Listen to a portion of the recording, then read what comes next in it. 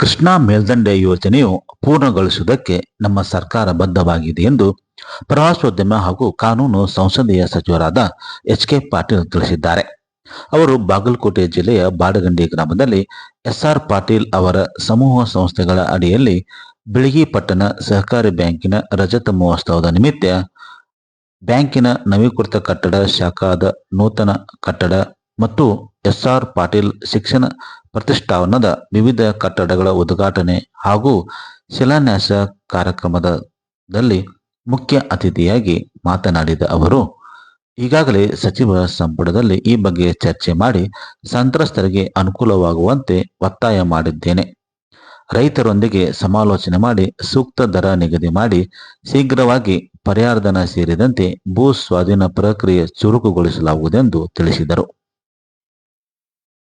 ಸಮಾರಂಭದಲ್ಲಿ ಜಿಲ್ಲಾ ಉಸ್ತುವಾರಿ ಸಚಿವರಾದಂಥ ಆರ್.ಬಿ. ತಿಮ್ಮಾಪುರ್, ಆಹಾರ ಇಲಾಖೆಯ ಸಚಿವರಾದಂಥ ಕೆ.ಎಚ್. ಮುನಿಯಪ್ಪ, ಸಕ್ಕರೆ ಸಚಿವರಾಗಿರುವಂಥ ಶಿವಾನಂದ ಪಾಟೀಲ್ ಹಾಗೂ ಲೋಕೋಪಯೋಗಿ ಸಚಿವರಾದ ಸತೀಶ್ ಜಾರಕಿಹೊಳಿ ಭಾಗವಹಿಸಿ ಎಸ್.ಆರ್. ಪಾಟೀಲ್ ಅವರು ಶಿಕ್ಷಣ ಸಂಸ್ಥೆ ಕಟ್ಟಿರುವ ಬಗ್ಗೆ ಗುಣಗಾನ ಮಾಡಿದರು.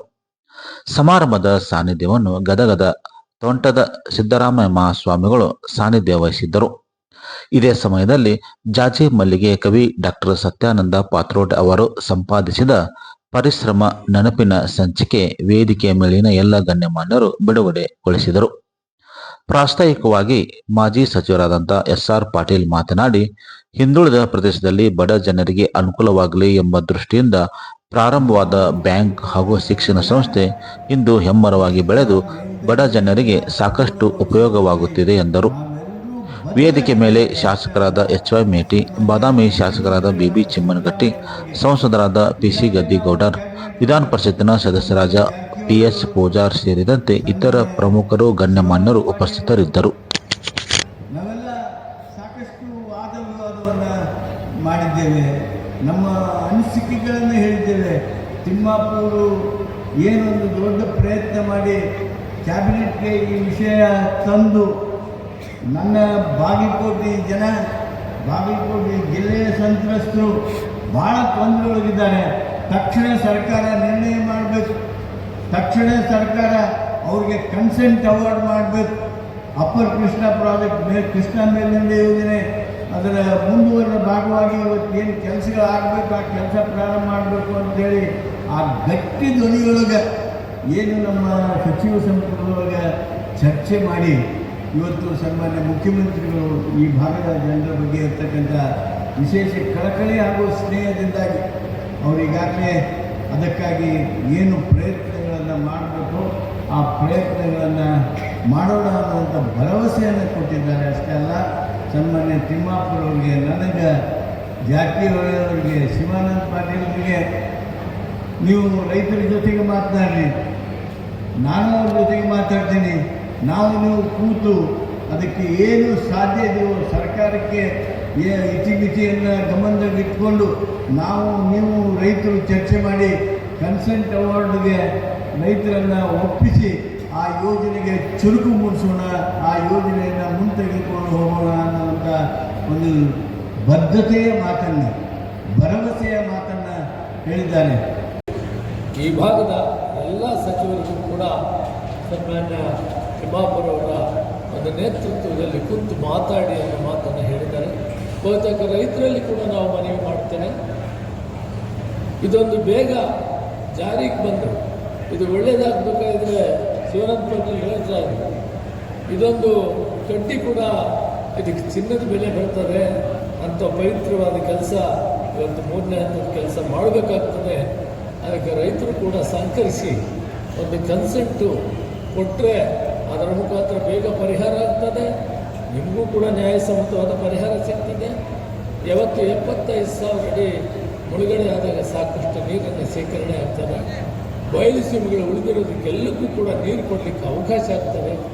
ಆ ದಿಸೆಯಲ್ಲಿ ರೈತರನ್ನು ಮನವಿ ಮಾಡ್ಕೊಳ್ತೀವಿ ಸರ್ಕಾರದ ಪರವಾಗಿ.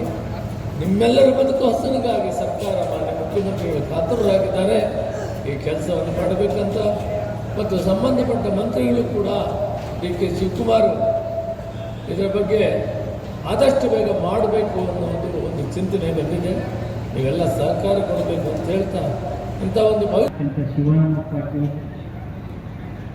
ಕೋಲಾರ ಆ ಕಡೆ ಇದ್ರೂ ಸ್ಟೇಟ್ ಮುನಿಯಪ್ಪಾದಂಥ ಸಪೋರ್ಟು ಇವತ್ತು ನಮ್ಮ ನಾಡಿಗೆ ಇವತ್ತು ಕನ್ಸೆಂಟ್ ಅವಾರ್ಡ್ ಬೇಕಾದಂಥ ವಿಚಾರಕ್ಕೆ ಬಂಧಿಸ್ತಕ್ಕಂಥ ಮುಖ್ಯಮಂತ್ರಿಗಳು ಅವ್ರು ಯಾವತ್ತೂ ಇಲ್ಲ ಅಂತಕ್ಕಂಥದ್ದಲ್ಲ ನಾವೆಲ್ಲ ಹೇಳಿದ್ದಾರೆ.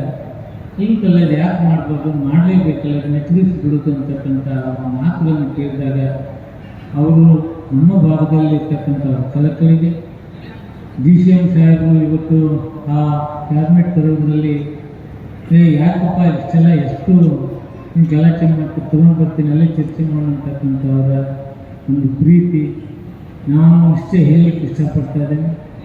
ಕೃಷ್ಣಾ ಮೇಲ್ದಂಡೆ ಯೋಜನೆಗೆ ನಾವೇನೇನು ಸಾಧ್ಯತೆ ನಮ್ಮ ಮೇಲಿರ್ತಕ್ಕಂಥ ಎಲ್ಲ ಹಿರಿಯರು ಈ ಭಾಗದಲ್ಲಿ ಮೇಲ್ಗಡೆ ಆಗ್ತಕ್ಕಂಥ ರೈತರಿಗೆ ಸಹಕಾರ ನೀಡಲಿಕ್ಕೆ ನಾವು ಬದ್ಧತೆಯನ್ನು ತೋರಿಸ್ತೇವೆ.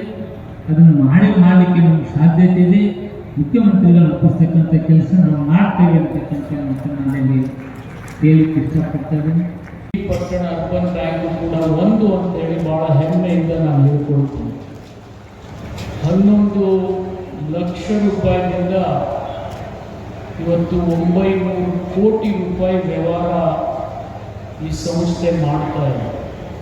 ನಾವು ಹೇಳ್ತೀವಿ ಹಿರಿಯರು ಒಂದು ಪ್ರಾಂಜಲ ಮನಸ್ಸಿಂದ ಸಸಿ ನೆಟ್ಟರೆ ಅದು ಹೆಮ್ಮರವಾಗಿ ನಮಗೆ ನೆರಳು ಕೊಡ್ತದೆ ಅನ್ನೋದಕ್ಕೆ ಯಾವುದಾದ್ರೂ ಒಂದು ಸಂಸ್ಥೆ ಸಾಕ್ಷಿ ಇದ್ದರೆ ಅದು ಬೆಳಗಿ ಪಟ್ಟಣ ಅರ್ಬನ್ ಬ್ಯಾಂಕ್ ಅಂತೇಳಿ ಭಾಳ ಹೆಮ್ಮೆಯಿಂದ ನಾವು ಹೇಳ್ಕೊಳ್ಬೋದು.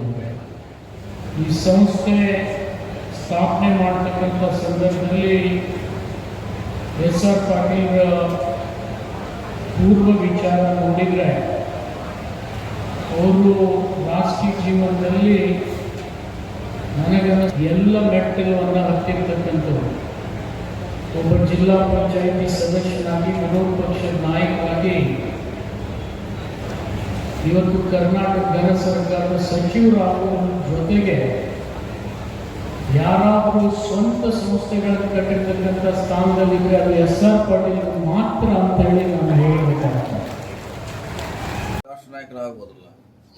ಸಿದ್ದರಾಮಯ್ಯನವರು ಮುಖ್ಯಮಂತ್ರಿ ಸ್ಥಾನ ಬಿಟ್ಟು ಅಹಿಂದ ಸಮಾವೇಶ ಮಾಡುತ್ತಿಲ್ಲ, ಸಿಎಂ ಹುದ್ದೆಯೊಂದಿಗೆ ಇನ್ನೆರಡು ಕೆಲಸ ಮಾಡುತ್ತಿದ್ದಾರೆ ಎಂದು ಲೋಕೋಪಯೋಗಿ ಇಲಾಖೆಯ ಸಚಿವರಾದ ಸತೀಶ್ ಜಾರಕಿಹೊಳಿ ತಿಳಿಸಿದ್ದಾರೆ. ಅವರು ಬಾಗಲಕೋಟೆ ಜಿಲ್ಲೆಯ ಬಾಡಗಂಡಿಯಲ್ಲಿ ಮಾಧ್ಯಮ ಪ್ರತಿನಿಧಿಗಳೊಂದಿಗೆ ಮಾತನಾಡುತ್ತಾ ಹೈಕಮಾಂಡ್ ಒತ್ತಾಯದ ಮೇರೆಗೆ ಸಿಎಂ ಸಿದ್ದರಾಮಯ್ಯ ರಾಷ್ಟ್ರ ರಾಜಕಾರಣಕ್ಕೆ ಹೋಗ್ತಿದ್ದಾರಾ ಎಂಬ ಪ್ರಶ್ನೆಗೆ ಉತ್ತರಿಸಿದ ಅವರು, ಅದು ಎಕ್ಸ್ಟ್ರಾ ಹುದ್ದೆ, ಅವರ ಜೊತೆ ಇನ್ನೆರಡು ಹುದ್ದೆ ಕೊಡಬಹುದಲ್ಲ ಎಂದು ಹೇಳಿದರು. ಸಿಎಂ ಪವರ್ ಶೇರಿಂಗ್ ಕಳಕ್ಕೆ ಸಂಬಂಧಿಸಿದಂತೆ ಉತ್ತರಿಸಿದ ಅವರು, ಯಾರು ಆಗುವವರು ಯಾರು ಬಿಡುವವರು ಅವರನ್ನೇ ಕೇಳಬೇಕು. ನಾವು ಬಾಗಲಕೋಟೆ, ಬೆಳಗಾವಿ, ವಿಜಾಪುರ ಲೆವೆಲ್ದಲ್ಲಿ ಇರ್ತೀವಿ. ನಾವು ಹೋದ ಕಡೆಗಳೆಲ್ಲ ನಮ್ಮ ಅಭಿಮಾನಿಗಳು ಸಿಎಂ ಆಗಲಿ ಅಂತ ಘೋಷಣೆ ಕೂಗ್ತಾರ. ಇದು ಮುಂದಿನ ಸೂಚನೆ ಅಷ್ಟೇ, ಇವತ್ತಿನದಲ್ಲ ಎಂದು ಸತೀಶ್ ಮಾರ್ಮಿಕವಾಗಿ ತಿಳಿಸಿದ್ದಾರೆ. ಏನಂತ ಹೇಳಿದ್ದಾರೆ ನೋಡಿ.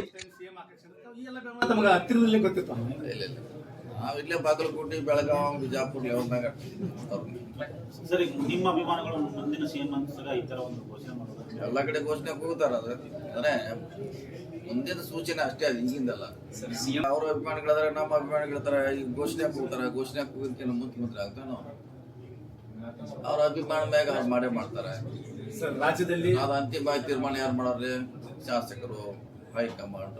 ರಾಜ್ಯ ರಾಜಕಾರಣದ ಮೇಲೆ ಒಂದು ದರ ನಿಗದಿ ಮಾಡ್ಲಿಕ್ಕೆ ಒಂದು ಕಮಿಟಿ ನೇಮಿಸಿದಾರಲ್ಲ, ಅವ್ರು ಕೊಟ್ಟ ಮೇಲೆ ಫೈನಲ್ ಮಾಡ್ತಂತ ಸಿಎಂ ಅವ್ರು ಹೇಳಿದ್ದಾರೆ. ಕಮಿಟಿ ಅವರು ವರದಿ ಕೊಡಬೇಕು ಹೇಳ್ತೀವಿ. ವರಿಷ್ಠರಿಗೆ ಬಿಟ್ಟ ವಿಚಾರ ಅವ್ರು ಹೇಳಿದ್ದನ್ನು ನಾವು ಬಿಡುದು ವರಿಷ್ಠರಿಗೆ ಬಿಟ್ಟಂತ ವಿಚಾರ. ರಾಜ್ಯದಲ್ಲಿ ಗೊಬ್ಬರದ ಅಭಾವ ಬಹಳಷ್ಟು ಆಗ್ತಾ ಇದೆ. ಇದನ್ನ ಜಂಟಿಯಾಗಿ ಮಾಡ್ಬೇಕು. ಕೇಂದ್ರ ಮತ್ತು ರಾಜ್ಯ ಸರ್ಕಾರ ಎರಡು ಜವಾಬ್ದಾರಿ ಜಂಟಿಯಾಗಿದೆ. ಯಾಕಂದ್ರೆ ಅದು ವರ್ಷ ಶಾರ್ಟೇಜ್ ಆಗ್ತಾನೆ. ಅದಕ್ಕೇನ ಪರ್ಯಾಯವಾಗಿ ಚಿಂತನೆ ಮಾಡಬೇಕು ಎರಡು ಸರ್ಕಾರ. ಸೊ ರೈತರು ತೊಂದರೆ ಆಗದಂಗೆ ನೋಡ್ಕೋಬೇಕು. ಎರಡು ಸರ್ಕಾರ ಜವಾಬ್ದಾರಿ ಇದೆ. ನಿನ್ನೆಗಿದ್ರಲ್ಲ ಅವರೇ ಇದ್ರ, ಎಲ್ಲ ಪ್ರಮುಖ ಹುದ್ದೆಯಲ್ಲಿದ್ರು, ಪ್ರಭಾವಿ ಸಚಿವರು ಹಿಂದೇನೂ ಇದ್ರು, ಅದಕ್ಕೆ ಹಿಂದೇನೂ ಸಚಿವರಾಗಿದ್ರು. ಮತ್ತು ಅವರು ಮಾಡದೇ ಇರೋಂಥದ್ದು ನಾವೀಗ ಮಾಡ್ತಾ ಇದ್ವಿ. ಸೊ ಈಗಾಗಲೇ ಸರ್ವೆ ಕೂಡ ಕಾರ್ಯ ಮುಗಿದಿದ್ರೆ ಅದು ಆಲ್ರೆಡಿ ಮನೆ ಮನೆಗೆ ಹೋಗಿ ಮಾಡಿದ್ದಾರೆ ಒಳ ಮೀಸಲಾತಿ. ಜಾರಿ ಮಾಡೋದೊಂದೇ ಬಾಕಿ ಇದೆ. ಸೊ ಹತ್ರ ಶ್ರೇಯಸ್ ತೋಲಿಕ್ಕೆ ಹಿಂಗೆ ಮಾಡ್ತಾರೆ, ಹಿಂಗಾರು ಆಗ್ತೈತಿ ಇನ್ನೊಂದು ಕೆಲವು ದಿನಗಳಲ್ಲಿ. ನಾವು ಒತ್ತಾಯ ಮಾಡಿದ್ವಿ ಮಾಡೋದಂತ ಹೇಳ್ತಾರೆ. ಕಾಂಗ್ರೆಸ್ ಮಾಡಕ್ಕಾಗಲ್ಲ, ಸುಪ್ರೀಂ ಕೋರ್ಟ್ ಆದೇಶ ಆಗಿ 1 ವರ್ಷ ಆಗ್ತದೆ, ಆಗಸ್ಟ್ 1ನೇ ತಾರೀಕು ಆಮೇಲೆ ಕೋರ್ಟ್ ಆದೇಶ ಆಗಿದ್ದ ಸರ್ಕಾರ ಅಷ್ಟು ಸುಲಭವಾಗಿ ಪಾಲನೆ ಬೇಗ ಮಾಡ್ಲಿಕ್ಕೆ ಆಗುದಿಲ್ಲ, ಅದು ಬೇರೆ ವಿಷಯ. ಮನೆ ಮನೆಗೆ ಹೋಗಿ ಮತ್ತೊಮ್ಮೆ ಸರ್ವೆ ಆಗ್ಬೇಕಂತ ಸರ್ವೆ ಮಾಡ್ತಿದ್ದಾರೆ. ಅದೇನು ಸರ್ವೆ ಕಾರ್ಯ ಮುಗಿದಿದ್ದಾರೆ, 2 ತಿಂಗಳ 3 ತಿಂಗಳ ಸರ್ವೆ ಕಾರ್ಯ ಮನೆ ಮನೆಗೆ ಹೋಗಿ ಮಾಡಿದ್ದಾರೆ. ಸೊ ಅದನ್ನು ಅನೌನ್ಸ್ ಮಾಡೋದು ಅಥವಾ ಜಾರಿ ಮಾಡೋದು ಇದೆ, ಮಾಡ್ತಾರೆ ಸರ್ಕಾರ. ನಮ್ಮ ಸರ್ಕಾರ ಬಂದಿದೆ ಅಂತ CM ಅವರು ಹೇಳಿದ್ದಾರೆ ಈಗಾಗಲೇ. SC ಗೆ 15ರಿಂದ 17 ಗೊಂದಲ ಇದೆ. ನಾವು ನೇಮಕಾತಿ ಮಾಡೋದು ಏಜೆನ್ಸಿ ಬೇರೆ, ನಾವು ಮಾಡ್ಕೊಳ್ಳಲ್ಲ.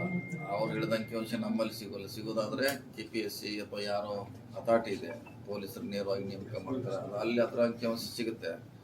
ಸೊ ಅವ್ರು ಹೇಳಿದ ಮ್ಯಾಗ ನಾವು ಅದ್ರ ಬಗ್ಗೆ ಗಮನ ಹರಿಸ್ತೀವಿ, ಅದು ಮಾಹಿತಿ ತರಿಸ್ಕೊಳ್ತೀವಿ ಆ ಇಲಾಖೆಯಿಂದ. ಸೊ ಅವ್ರು ಹೇಳಿದ್ರಲ್ಲಿ ಸರಿ ಇಲ್ಲಾಂದ್ರೆ ಸರಿ ಮಾಡುವಂತ ಪ್ರಯತ್ನ ಮಾಡಬೇಕು ಸರ್ಕಾರ. ಸರ್, ಕೊನೆಯದಾಗಿ ಈ ದೇಶದಲ್ಲಿ ಯಾವ ಜಾತಿ ಕೂಡ ಒಂದಾಗ್ಲಿಕ್ಕೆ ಅವಕಾಶ ಇಲ್ಲ. ಲಿಂಗಾಯತ ಅಷ್ಟಲ್ಲ, ಯಾವುದೇ ಜಾತಿಯವರು ಒಂದೇ ಪಕ್ಷದಲ್ಲಿ ಒಂದೇ ಕಡೆ ಇರ್ಲಿಕ್ಕೆ ಎಲ್ಲಿ ಸಾಧ್ಯ ಇಲ್ಲ. ಅಲ್ಲಿ ಲೀಡರ್ಶಿಪ್ ಬೇರೆ, ಪಕ್ಷ ಬೇರೆ ಸ್ವಲ್ಪ ಮ್ಯಾಗಿರ್ತಾರೆ.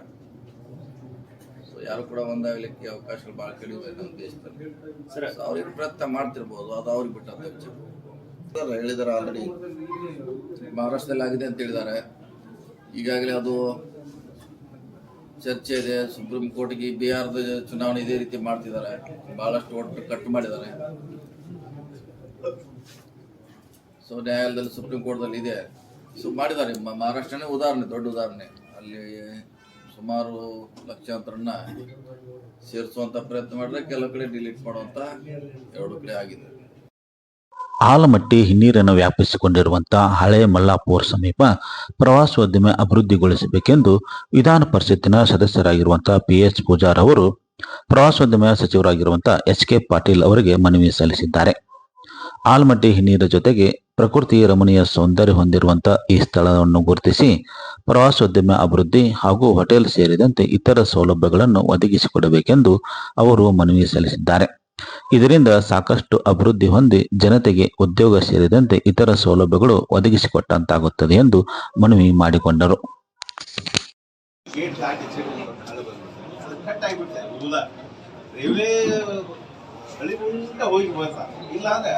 ಗುಡ್ಡದಾಗ ಫಾರೆಸ್ಟ್ ಡಿಪಾರ್ಟ್ಮೆಂಟ್ ಪರ್ಮಿಷನ್ ಇಲ್ಲ, ಸ್ವಲ್ಪ ಒಂದು ಪ್ರೊಜೆಕ್ಟ್ ಮಾಡಿದ್ರೆ ಇಂಥ ಸುಂದರ ಏರಿಯಾ ಆಗ್ತದೆ ಸರ್. ಎಲ್ಲ ನದಿ ಕೆಳಗಡೆ ಮಲ್ಲಿಕಾರ್ಜುನ ಇದು ದೊಡ್ಡ ಜಾಗೃತ ಸ್ಥಾನ.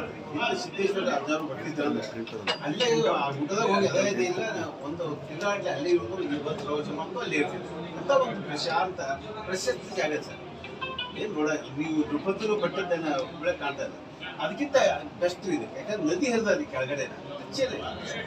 ಅದಕ್ಕೊಂದಿಷ್ಟು ಪ್ರವಾಸಿ ತಾಣ ಮಾಡುವಂಥದ್ದು ಆದ್ರೆ ರೀಚ್ ಮಾಡುವಂಥ ಒಂದು ಅವ್ರು ಹೇಳಿದಾಗ ಒಂದು ಪ್ರವಾಸಿ ಇದ್ರ ದೃಷ್ಟಿಯಿಂದ ಒಂದು ಸರ್ಕ್ಯೂಟಿಗೆ ಬಾಳ್ಬಿಟ್ಟು ಪ್ರಸಿದ್ಧ ಆಗ್ತದೆ. ಒಂದು ಹೋಟೆಲ್ ಏನೋ ದೊಡ್ಡದಾಯ್ತಾ ಇದ್ದಾಗಿಲ್ಲ ಸರ್ಕಾರ.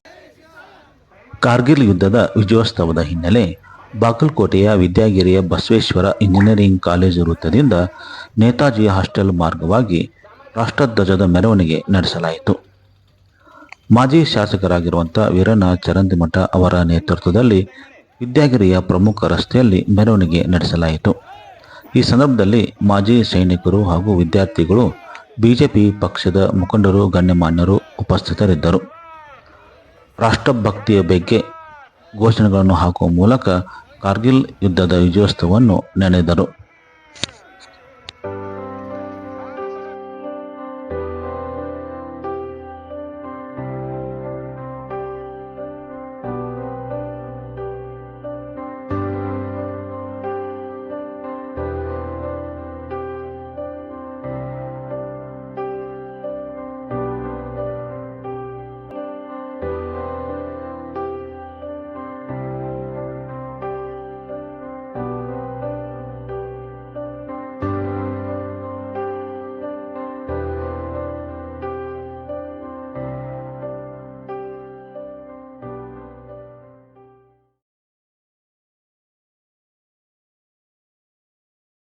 ಕಾರ್ಗಿಲ್ ವಿಜಯೋತ್ಸವದ ಮೆರವಣಿಗೆ ಬಳಿಕ ಬಸವೇಶ್ವರ ಇಂಜಿನಿಯರಿಂಗ್ ಕಾಲೇಜಿನ ನೂತನ ಸಭಾಂಗಣದಲ್ಲಿ ಕಾರ್ಗಿಲ್ ಕಥನ ಹಾಗೂ ಆಪರೇಷನ್ ಸಿಂಧೂರ್ ಕುರಿತು ವಿಶೇಷ ಉಪನ್ಯಾಸ ಕಾರ್ಯಕ್ರಮ ಜರುಗಿತು.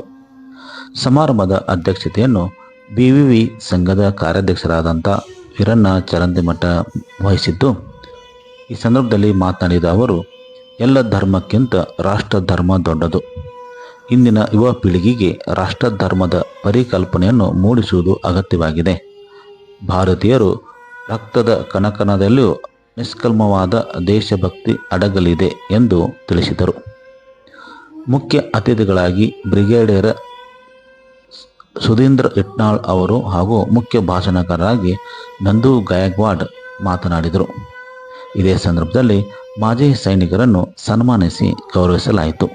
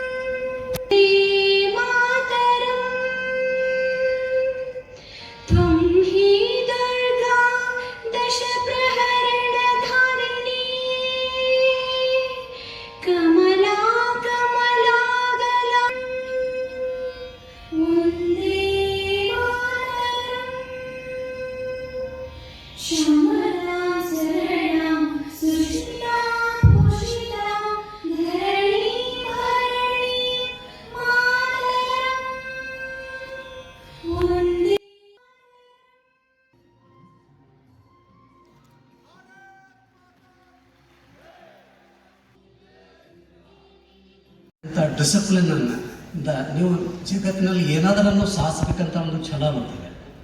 ನನ್ನ ಮಗಳು ಸಾಫ್ಟ್ವೇರ್ ಇಂಜಿನಿಯರ್, ಇವತ್ತು ಭಾರತೀಯ ನೌಸೇನೆಯಲ್ಲಿ ಲೆಫ್ಟಿನೆಂಟ್ ಕಮಾಂಡರ್ ಅಂತ ಕೆಲಸ ಮಾಡ್ತಾ ಇದ್ದಾರೆ.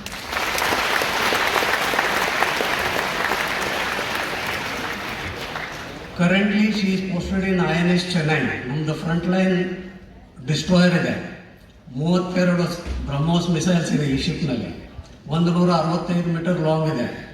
She was deployed just in front of Karachi during Op Sindoor. Ninne she has come to me after Op Sindoor. Yesterday she gave me a surprise visit. Madhyana 1 ಗಂಟೆಗೆ, Papa, I am coming home in next 2 minutes ಅಂತಿದ್ರು. ಹೊರಗಡೆ ನಿಂತ್ಕೊಂಡು phone ಮಾಡಿದ್ರು, she is there. So we were just discussing how the Op Sindoor went. So she was telling the targets were not given to Navy till 10th morning. And they were changing every day. So this INS Chennai was also given some targets on 10th morning, and there was a talk between DGMO and the ceasefire was declared. So this is the saga about this Operation Vijay. Kargil ವಿಜಯೋತ್ಸವದ ದಿನದ ಅಂಗವಾಗಿ ಕಾಂಗ್ರೆಸ್ ಪಕ್ಷದ ಕಚೇರಿಯಲ್ಲಿಯೂ ವಿಶೇಷವಾಗಿ ಆಚರಣೆ ಮಾಡುವ ಮೂಲಕ ಗಮನ ಸೆಳೆಯಿತು. ಕಾಂಗ್ರೆಸ್ ಪಕ್ಷದ ಜಿಲ್ಲಾಧ್ಯಕ್ಷರಾಗಿರುವಂಥ SG ನಂಜನಮಠ ಅವರ ನೇತೃತ್ವದಲ್ಲಿ ಕಾರ್ಗಿಲ್ ವಿಜಯೋತ್ಸವ ದಿನದ ಕಾರ್ಯಕ್ರಮ ಹಮ್ಮಿಕೊಳ್ಳಲಾಗಿತ್ತು. ಸಂಗೀತ ಕಲಾವಿದೆಯಾಗಿರುವಂಥ ಪವಿತ್ರ ಜಕ್ಕಪ್ಪನವರ್ ಅವರ ಗಾಯನ ಏರ್ಪಡಿಸುವ ಮೂಲಕ ಕಾರ್ಗಿಲ್ ವಿಜಯೋತ್ಸವ ಆಚರಿಸಲಾಯಿತು. ನಂತರ ನಿವೃತ್ತ ಸೈನಿಕರಿಗೆ ಸನ್ಮಾನಿಸಿ ಗೌರವಿಸಲಾಯಿತು.